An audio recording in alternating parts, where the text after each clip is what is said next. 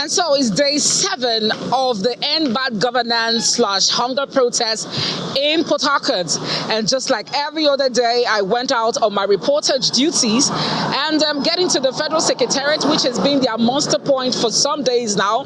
I saw the place well guarded by the police. And then I asked, where are the protesters? And I was shown opposite the Secretariat where some guys were clustered.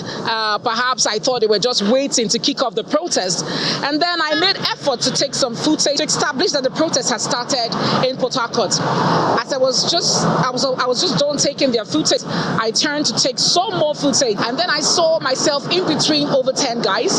They clustered around me, and then they inquired to know who I was. I showed them my ID, and they said they were here to stop the protest, and said that the only way they would let me go free is if I delete those videos.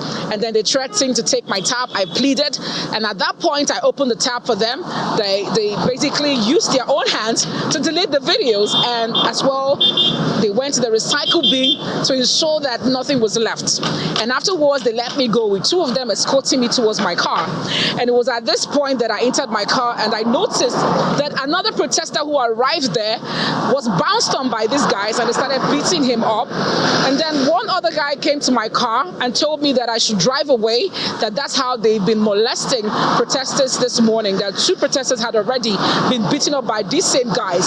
And so I wondered why the police would stare at such a very wrong incident without interfering or getting these persons arrested. However, the Commissioner of Police, when reached, quickly intervened and even went to the location the particular incident took place, and has actually called his men to order, assured to investigate what happened, why they didn't interfere, as well as also ensure that there is no infiltration of hoodlums into the protesters' procession. Well, it's been peaceful here for about 6 days going into day 7, and we hope it continues, because just as it is the right of citizens to vote, it is also their right to protest peacefully. From Port Harcourt, the Rivers State capital, Deborah Balama, Channels Television News.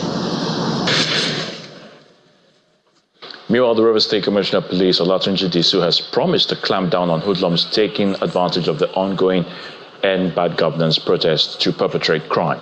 Mr. Disu made this known at the Federal Secretariat while on an inspection tour of the city following reports of hoodlums harassing innocent citizens under the guise of the protest.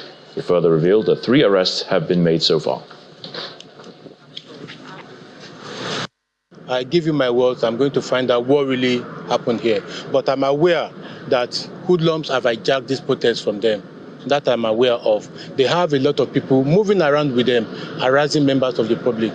About 1 hour ago, we just arrested 3 people who went around stealing POS among the protesters. We have thugs. We have people who have been stealing wipers from people's vehicles. They have been trying to burn tires everywhere, and policemen have been going immediately to extinguish them. So these are not protesters. Thugs are among them. So if thugs are here, maybe they came with them or something like that. But I give you my word, I'm going to investigate, and I will give you feedback about what I found out. But talking generally about the situation now, the things have changed. It's different from how they started the protest. They have started going from one part of the state, part of the town to another, blocking roads, trying to force people to join them. And even they have started threatening people not to open their offices and their shops. This has gone beyond peaceful protest.